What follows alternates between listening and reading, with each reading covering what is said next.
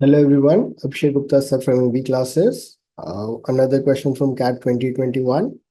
बच्चों बड़ा सिंपल सा क्वेश्चन है। ऐसे तो देखा जाए तो बड़ा कॉम्प्लिकेटेड लगेगा सॉल्व करने के टाइम पे, बट अगर अपने को कंसेप्ट पता है तो बड़े आराम से सॉल्व हो जाएगा। ठीक है, तो बच्चों कभी भी अपने को ऐसा दिया रहेगा कि इंटरेस्ट फॉर सम ईयर और उसका अगला ईयर का इंटरेस्ट दिया रहेगा, तो हम रेट ऑफ इंटरेस्ट कैसे निकालते हैं। फॉर एग्जाम्पल बच्चों, अब मैं एक एग्जाम्पल इसको प्रॉपरली ही समझा देता हूँ आपको डिटेल में। Suppose we started with 100 rupees, इसमें 10% अपन ने इंटरेस्ट लगाया, तो ये कितना बन गया, 110 बन गया। ठीक है, अगर इंटरेस्ट की बात करें तो 10 रुपीज का इंटरेस्ट आया, जो कि इस पर्टिकुलर क्वेश्चन में दिया हुआ है। ठीक है, फिर अपन 10% का इंटरेस्ट लगाए, तो ये कितना हो गया, 121। इसमें कितना रुपया आया, 11 रुपीज का इंटरेस्ट आया, 110 से 121। तो अगर ऐसा लिखा रहे कि interest for the first year is 10 rupees and for the second year is 11 rupees, what is rate of interest. तो रेट ऑफ इंटरेस्ट निकालने के लिए अपने को क्या करना पड़ेगा, 11 माइनस 10 डिवाइडेड बाय 10 इंटू 100। हम क्या करेंगे, दो कंसेक्यूटिव ईयर के रेट ऑफ इंटरेस्ट को आपस में सबट्रैक्ट करेंगे और प्रीवियस ईयर वाले इंटरेस्ट से डिवाइड कर देंगे। तो बच्चों इसमें क्या आ गया, 1/10 into 100 which turns out to be 10%। अगर अपने को और क्लैरिटी चाहिए तो अपन एक और वैल्यू ले लेते हैं। अगला क्या आएगा, 10% और इंक्रीज कर देंगे तो 133.1, 12.1 रुपीज हो जाएगा, जुड़ जाएगा 12.1 रुपी। तो अगर interest for the third year is 12.1, for the second year is 11। तो बच्चों अगर अपने को रेट ऑफ इंटरेस्ट निकालना है तो रेट ऑफ इंटरेस्ट कैसे आएगा, 12.1 minus 11 divided by 11 into 100, which is, देखा जाए तो 1.1 divided by 11 into 100 once again turns out to be 10%।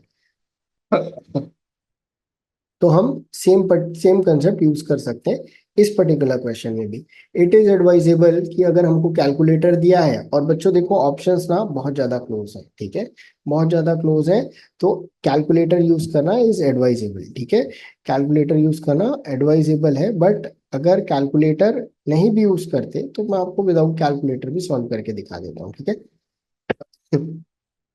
तो ये जो पोर्शन है इसको तो पहले मिटा देते हैं। ठीक है, ये आपको कंसेप्चुअल क्लैरिटी दे दिया होगा। ठीक है, तो क्या बोल रहा है, interest for the second year, interest for the second year is how much, 806.25। For the third year is how much, 866.72। तो बच्चों अपने को इन दोनों वैल्यूज को सबट्रैक्ट करना है, तो अपन 866 माइनस 806, ऑलमोस्ट रफली 60 रुपीज का इंटरेस्ट आया है।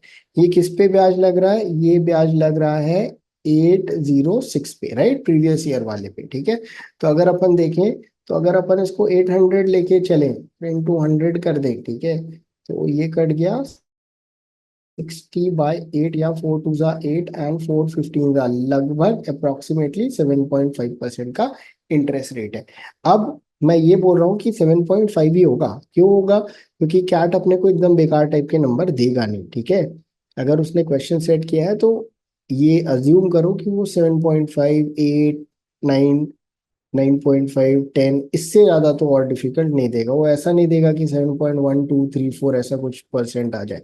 ठीक है, 7.14 आ सकता है क्योंकि 1/7 होता है, बट सॉरी 1/14 होता है, बट यूजुअली इसी टाइप के नंबर्स आएंगे। ठीक है, तो 7.5% का ब्याज आ गया। ठीक है, अब 866 हो गया इस साल का, कौन सी साल का, थर्ड ईयर का इंटरेस्ट। अब इसमें 7.5% अपने को और लेके जाना है, तो अपने को करना क्या है, 866 में अपने को 7.5% कैलकुलेट करना है। तो this is another challenging thing, ये अपने को कैलकुलेट करना है।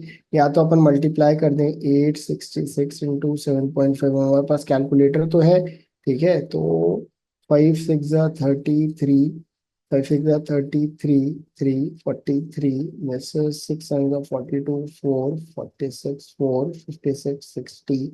ठीक है, तो ये हो गया 0 5 and this was 6 I believe. ठीक है, 42, 46, 9 4 64, मतलब लगभग 65 रुपीज का ब्याज लग गया। ठीक है, तो 866.72 में 65 रुपीज का अपन इंटरेस्ट जोड़ देंगे, तो we'll be getting 13 is 931.72, which is absolutely right answer।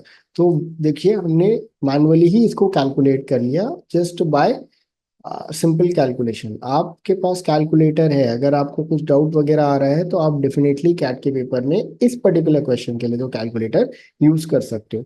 Hopefully आपसे इस टाइप का क्वेश्चन भी सॉल्व हो जाएगा। Have a wonderful day guys, will meet very soon. Thank you.